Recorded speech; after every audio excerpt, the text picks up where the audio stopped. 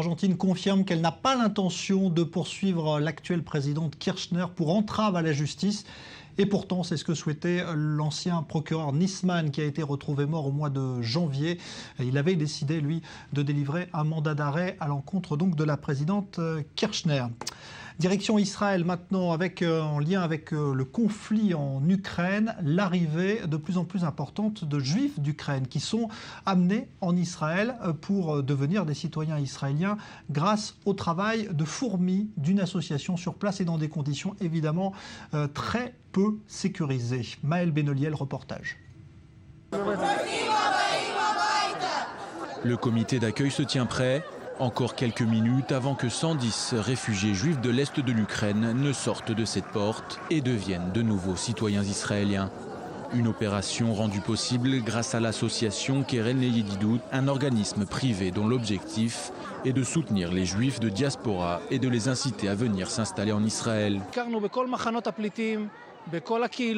Nous avons visité les différents camps de réfugiés et les différentes communautés à la recherche de ceux qui ont dû quitter leur maison. Nous les avons ramenés avec leurs affaires jusqu'à Kiev et hier soir, nous avons fait le voyage avec eux jusqu'ici.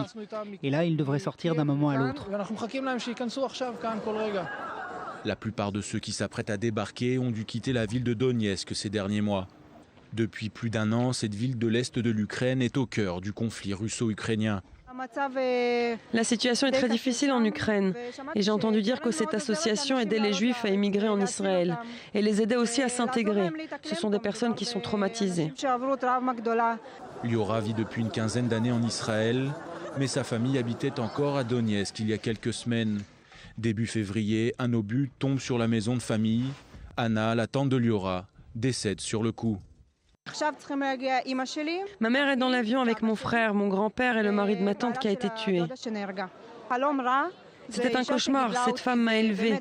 C'est grâce à elle aussi si j'en suis là aujourd'hui. Elle était ma vie, j'aurais voulu la voir ici à mes côtés.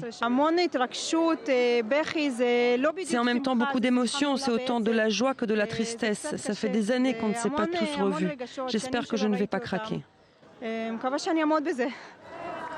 Après une attente interminable, Liora peut enfin retrouver sa famille. Les visages sont éprouvés, tant par la fatigue du voyage que par des mois de guerre civile.